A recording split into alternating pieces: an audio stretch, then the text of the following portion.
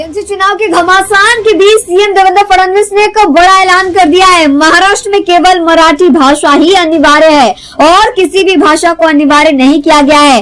लेकिन उन्होंने ये भी कह दिया कि अगर किसी देश के भाषा का अपमान किया जाएगा तो उसे भी बर्दाश्त नहीं किया जाएगा। मुख्यमंत्री देवेंद्र फडणवीस ने मराठी ही अनिवार्य है महाराष्ट्र में ऐसा बयान दिया है। इसी के साथ उन्होंने कहा कि कोई भी अन्य भाषा महाराष्ट्र में अनिवार्य नहीं किया गया है, यानी कि कंपलसरी नहीं किया गया। दरअसल सातारा में 99वें अखिल भारतीय मराठी साहित्य सम्मेलन के उद्घाटन समारोह को संबोधित करते हुए सीएम देवेंद्र फडणवीस ने बीएमसी चुनाव से पहले एक नया चाल चल दिया है। उन्होंने कहा कि महाराष्ट्र में मराठी के अलावा कोई भी भाषा कंपलसरी नहीं है, यानी कि उसके लिए जबरदस्ती नहीं की जाएगी, लेकिन बाकी भाषाओं को नकारा भी नहीं जाएगा। यानी कि अगर कोई देश की लैंग्वेज है उसका भी उतना ही सम्मान है जितना हमारे महाराष्ट्र में मराठी के लिए है।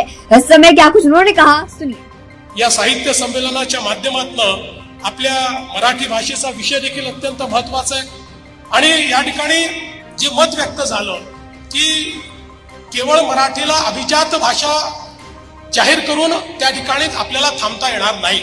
आणि खरं आहे, पहिल्यांदा तर आपल्या सगळ्यांना हा आनंद आहे की अनेक वर्षाचा आपला संघर्ष हा देशाचे प्रधानमंत्री माननीय मोदीजींनी समजून घेतला आणि मराठी भाषा जी अभिजात होतीच, परंतु त्याला अभिजात म्हणून राजमान्यता हवी होती, ते राजमान्यता देण्याचं काम हे आपल्या या देशामध्ये झालं। आता एक काम झालंय, आता दुसरं काम आपलं बाकी आहे।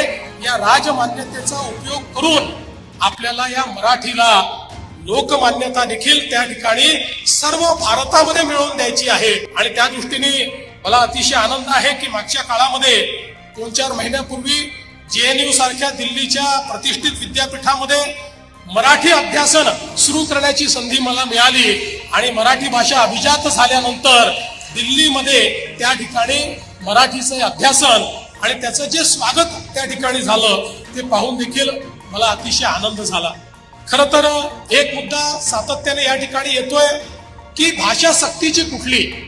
मी या राज्याचा मुख्यमंत्री म्हणून सांगतो, महाराष्ट्रामध्ये फक्त आणि फक्त मराठी सक्तीची, इतर कुठली भाषा सक्तीची नाही, फक्त आणि फक्त मराठी सक्तीची।